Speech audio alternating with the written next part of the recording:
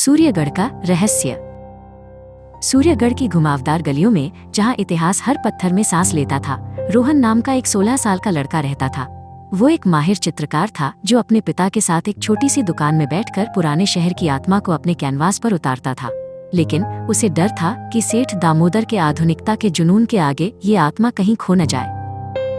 एक दिन एक पुरानी हवेली की मरम्मत करते हुए रोहन की उंगलियां एक ढीली ईंट से टकराईं। उत्सुकता से उसने ईंट हटाई और अंदर धूल में लिपटा एक गुप्त दरवाजा मिला। उसके अंदर एक पुराना नक्शा और लकड़ी से बना एक नक्काशीदार पक्षी छिपा था। नक्शा किसी पहेली जैसा था, जिसमें पुरानी भाषा में अजीब प्रतीक और पहेलियां थीं। रोहन कुछ समझ नहीं पा रहा था।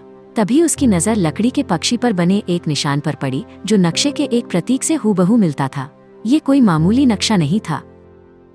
शहर के चौक पर बैठकर जब रोहन उस नक्शे को समझने की कोशिश कर रहा था, तभी एक लड़की की आवाज आई। ये तो प्राचीन सूर्य लिपि के प्रतीक हैं। उसका नाम एलारा था। वह वास्तुकला के चित्र बना रही थी और उसकी पारखी नजर ने उन प्रतीकों को पहचान लिया था। रोहन और एलारा ने मिलकर उस रहस्य को सुलझाने का फैसला किया। वे नक्शे के सुरागों का पीछा करते हुए शहर के प्राचीन मंदिरों, नदी के घाटों और भूली बिसरी गलियों में घूमने लगे। हर कदम पर सूर्यगढ़ अपनी छिपी हुई कहानियां उनके सामने खोल रहा था। लेकिन उनकी खोज की भनक लालची सेठ दामोदर को लग गई। वो सूर्यगढ़ में छिपे खजाने की किंवदंती जानता था और उसे हर हाल में पाना चाहता था। उसने चुपके से उन दोनों पर नजर रखनी शुरू कर दी। नक्शे का आखिरी सुराग उन्हें शहर के सबसे पुराने सूर्य मंदिर तक ले गया, जहां उत्सव की धूम थी। वहां भीड़ के बीच एलारा ने दीवार पर बनी एक नक्काशी को पहचाना।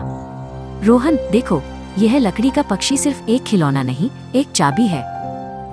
रोहन ने कांपते हाथों से लकड़ी के पक्षी को नक्काशी में बने खांचे में लगाया। एक गड़गड़ाहट के साथ पत्थर का एक हिस्सा पीछे खिसक गया और एक गुप्त कक्ष का रास्ता खुल गया। अंदर सोने चांदी का ढेर नहीं, बल्कि ज्ञान का खजाना था। वहां शहर की वास्तुकला की मूल योजनाएं और सामुदायिक जीवन के सिद्धांतों पर लिखी पांडुलिपियां थीं। यह सूर्यगढ़ की आत्मा का नक्शा था।